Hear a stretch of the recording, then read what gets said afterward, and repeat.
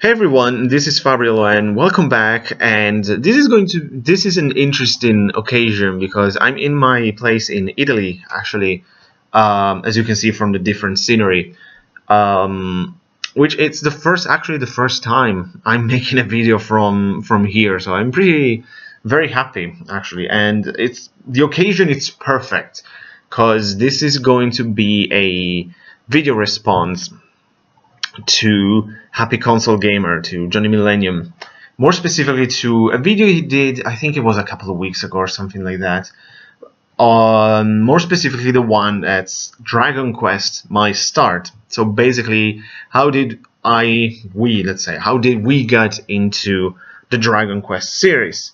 And I remember he read like this phenomenal article from a magazine. It was amazing, but the interesting thing is I got into Dragon Quest, which it's one of my favorite series of all time in general, not only one of my favorite JRPG series, from a very different direction actually, because most of you North American people would probably say that if you got into Dragon Quest back in the day, it would probably because of the NES games like Dragon Quest, Dragon Warrior actually, 1, 2, 3, and 4, one of those. Or you got into, like us Europeans, through Dragon Quest VIII. But in my case, it was very different because, as you noticed before, I said Europeans, we got into it from because we got this game right here, Dragon Quest VIII. The Journey of the Cursed King, which it's like one of the best games ever made, one of the best JRPGs of all time. This is like an incredible game. Also got this on the 3DS, by the way. I cannot wait to replay it. But I mean, that's from when was released, like in the well into the 2000s, I think 2006 or something. Correct me if I'm wrong, it was something like that. But as I said, it was our first official Dragon Quest game. We didn't get Dragon Quest VII and everything before. Like the NES games weren't released over here, and for the Super Nintendo it was the same as in North America. Hence, we didn't get them, like Dragon Quest V and VI.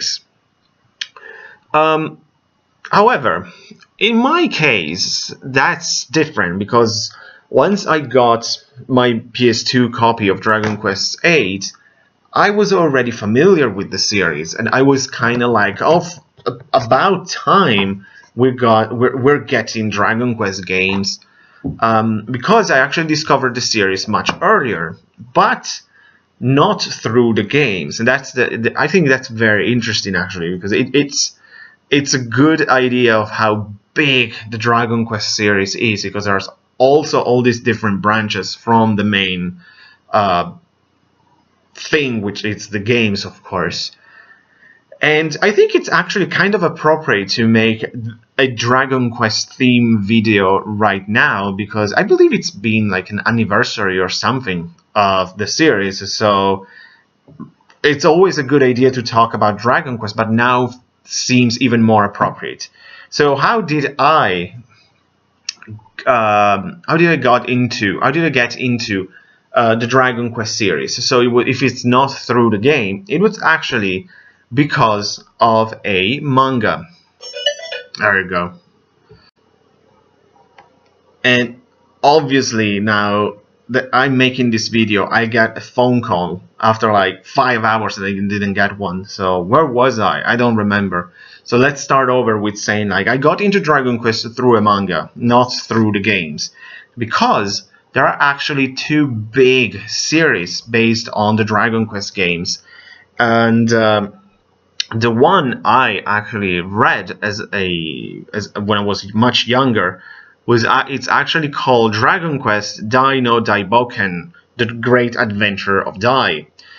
And this was released, I don't remember if it was like 1989 or 1990 in Japan, and it arrived here in Italy in 1997, and more specifically in November 1997. Here is the very first number. I think this was the first edition or like this series, and it costs 3,300 lira, which is a bit more than, let's say, a bit less than €2. Because mangas were cheap back in the day; they were very cheap.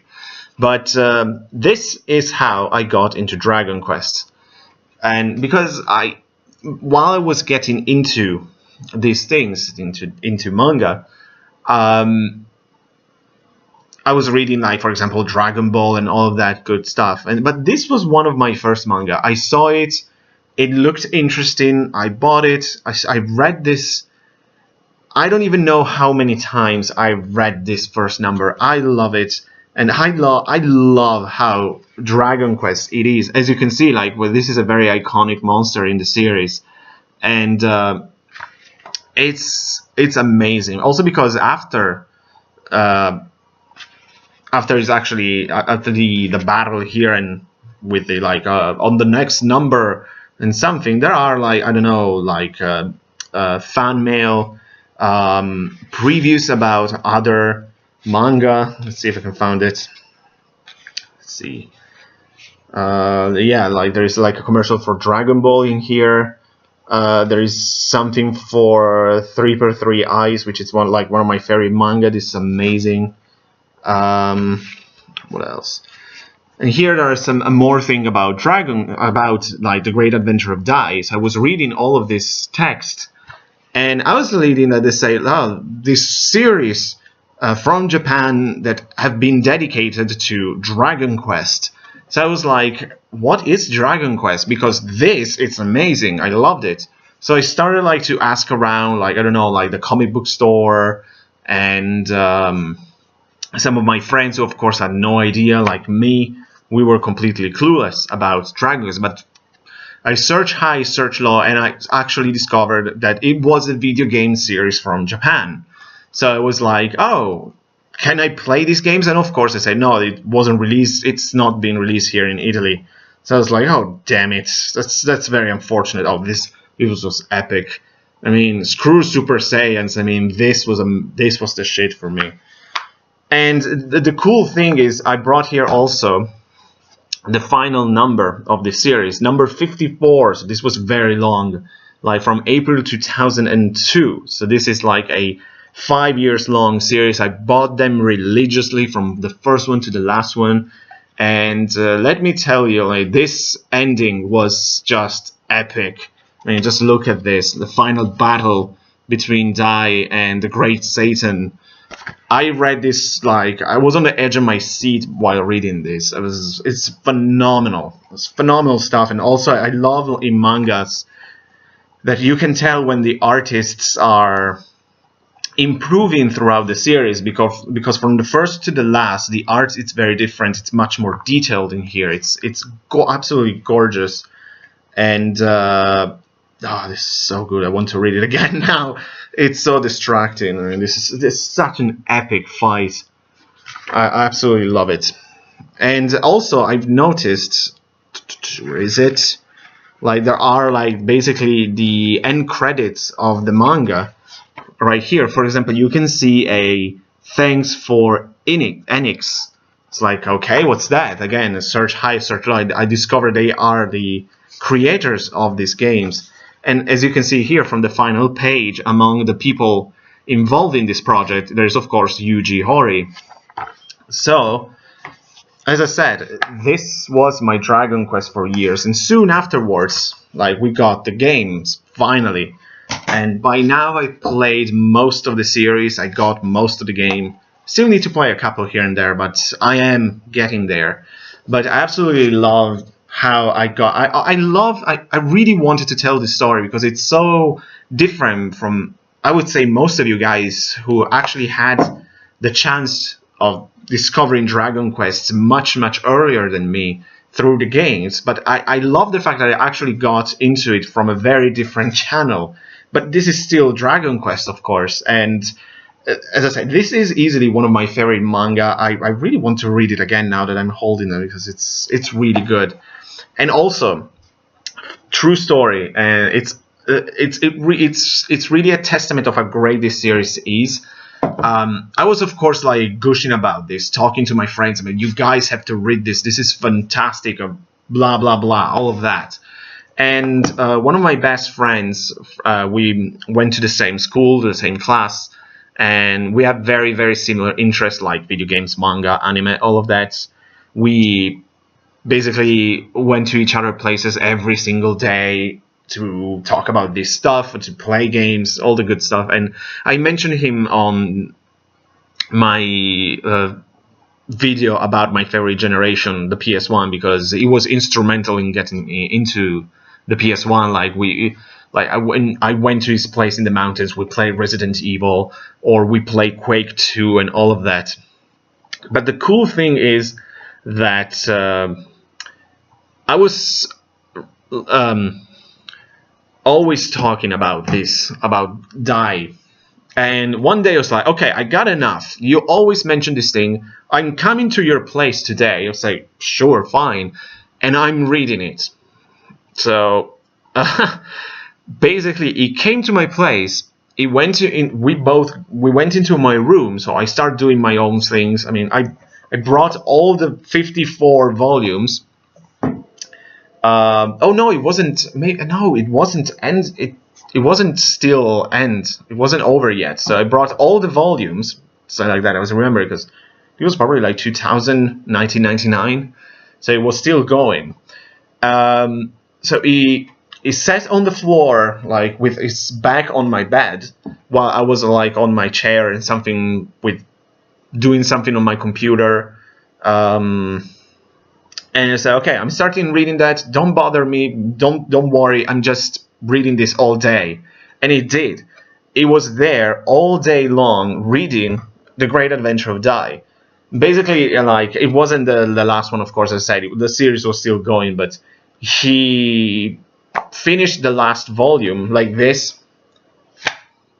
He thought for a second, say, this is fucking amazing. I have to get this series. So I still remember this. He absolutely loved it after he read all the volumes in one afternoon. It was non-stop. But it's also very cool that there is a second Dragon Quest manga that I read later, and which I don't even, maybe it's even more popular in a way, and that it's like Dragon Quest Roto no Monsho, the Emblem of Roto. It's actually called like Dragon Quest Biography, the Emblem of Roto, which was released in Japan between 1991 and 1997. And unfortunately, I don't own that.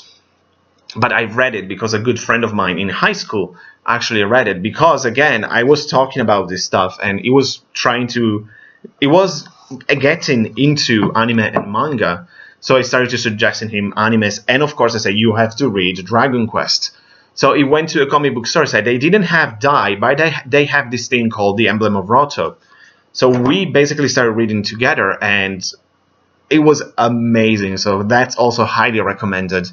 And I need to find a way to actually get the Emblem of Roto. I would love to reread it. But so this is how I got into the Dragon Quest series. And one thing that I love about it, for example, this is so Dragon Quest because this is like the protagonist. You can notice this little turd on his head. No, it's not a turd, but basically it's like Dai's best friend, sort of like its pet companion throughout the entire story. It's actually like a golden metal slime. So there are like the slimes everywhere. I mean, I absolutely love this crap. And once I started getting into the games, I mean, there was no stopping because I loved that. It was love. It wasn't love at first sight because I already knew about it, but also experiencing the games finally after like the hype and the anticipation of this manga series. It made the games even more special in a way, because in a way maybe I imagine when I play like the older games like Dragon Quest 1 and 2 or kind of Dragon Quest 4, even though the story is different, but especially those titles without a very fleshed out stories like Dragon Quest 5, Dragon Quest 8 and others, I kind of imagine like this might be like the adventure of Dai. which it's its own thing. It's not connected to the game. Like, contrary, the emblem of Roto, it takes place between Dragon Quest 3 and 1, because as you know, like, it's one trilogy. So that one, it's connected to the games, which is even more interesting, and I really want to read it again now. I have to go find it somewhere next couple of days. So this is my start with Dragon Quest. With this little book over here, it started a... This was the snowball that started the Dragon Quest avalanche that it hasn't stopped to this day, because I love Dragon Quest. Even though I don't have slimes everywhere, I don't need that to express my love for the series. I cannot wait to buy and play Dragon Quest 11, of course. Probably gonna do it on the PS4, because I'm not sure. Maybe they're going to release that on the Switch. I think so. But that could be another idea. Love that. But yeah, The Great Adventure of Dai, it's how I got into Dragon Quest, and it's something I'm very passionate about. It's a treasure for my childhood, and I really wanted to share it because it's how I got into one of my favorite series of all time. So there you have it. This is how I started with Dragon Quest. Definitely let me know what you think, and especially do video responses. Keep the Dragon Quest love flowing. So thanks so much for watching, guys. I'll see you next time, and take care.